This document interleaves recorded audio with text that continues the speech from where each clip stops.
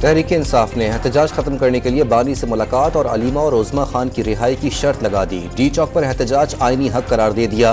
وزیر اعلیٰ خیبر پختونخوا کا وفاقی حکومت سے بانی پی ٹی آئی کی خیریت سے آگاہ کرنے کا مطالبہ۔ حکومت نے تحریک انصاف کا 15 اکتوبر کا احتجاج پوری قوت سے روکنے کا اعلان کر دیا۔ وزیر دفاع خواجہ آصف کا بانی پی ٹی آئی کے تانے بانے، ملک دشمنوں سے ملنے کا دعویٰ، ترقی کے خلاف سازش، 9 مئی جیسی یلغار اور ریاست کو بلیک میل کرنے کے الزامات۔ عدالتوں کو احتجاج کے از خود نوٹس کا مشورہ بھی دے دیا۔ شنگھائی تعاون تنظیم اجلاس کے لیے اسلام آباد کو دلہن کی طرح سجا دیا گیا۔ وزیر اعظم شہباز شریف کا وزراء کے ہمراہ جناح کنونشن سینٹر کا دورہ 15 اور 16 اکتوبر کو بڑے عالمی ایونٹ کی صدارت کریں گے۔ چین، روس، بیلاروس، کرغزستان، تاجکستان، ازبکستان اور قازقستان کے وزراء اعظم شرکت کریں گے۔ ایران کے اول نائب صدر اور بھارتی وزیر خارجہ بھی آئیں گے۔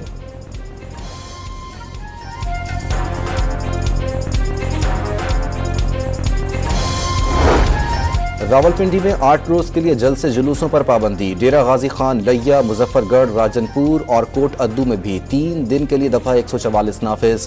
کراچی میں بھی آج سے 17 اکتوبر تک احتجاج، ریلیوں اور مظاہروں پر پابندی ہوگی۔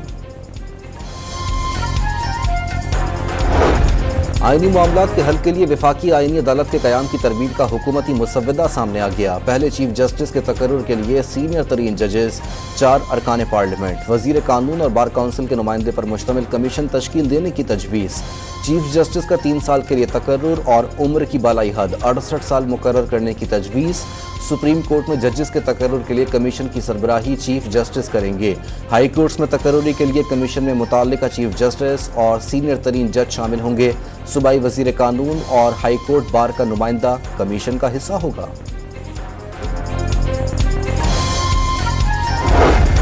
26ویں آئینی ترمیم کے حکومتی مسودے پر پارلیمانی کمیٹی میں بحث۔ جے یو آئی نے الگ آئینی عدالت کے بجائے سپریم کورٹ میں ہی آئینی بینچ بنانے کی تجویز دے دی۔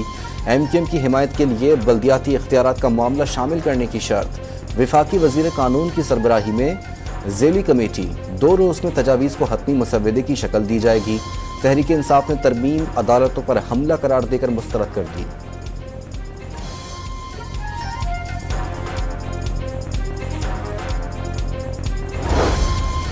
پیپلز پارٹی کی تمام وفاقی اکائیوں کی نمائندگی سے آئینی عدالت کے قیام کی تجویز۔ بنیادی حقوق، آئینی تشریح اور وفاقی اور بین الصوبائی تنازعات کے حل کا اختیار ہو۔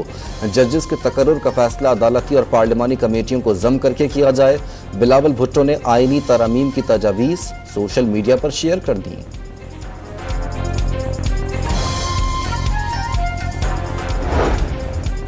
اسرائیلی فوج کی لبنان کے جنوبی شہر نباتیہ پر فضائی حملے، مزید 26 شہری شہید۔ کمرشل مارکیٹ پر بمباری کے بعد کئی مقامات پر آگ لگ گئی۔ لبنان کے 60% اسکولوں کو بے گھر افراد کی رہائش کے لیے استعمال کیا جانے لگا۔ ایران نے لبنان میں ہونے والے پیجرز دھماکوں کے بعد تمام پروازوں پر پیجرز اور واکی ٹاکیز پر پابندی عائد کر دی۔ دوران پرواز موبائل فونز کے علاوہ دیگر الیکٹرانک مواصلاتی ڈیوائس ممنوع قرار۔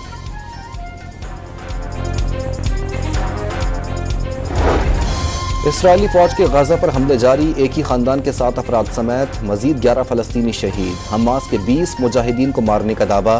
شمالی غزہ میں اسرائیلی فوج کے مکمل محاصرے کو 9 روز مکمل۔ ناروے نے اسرائیل کو جنگی جرائم کا مرتکب قرار دے دیا۔ اور جنوب مشرقی بحیرہ عرب میں بننے والا ہوا کا کم دباؤ شدت اختیار کر گیا۔ آج ڈپریشن میں تبدیل ہونے کا امکان۔ پاکستان کے کسی ساحلی علاقے کے متاثر ہونے کا خدشہ نہیں۔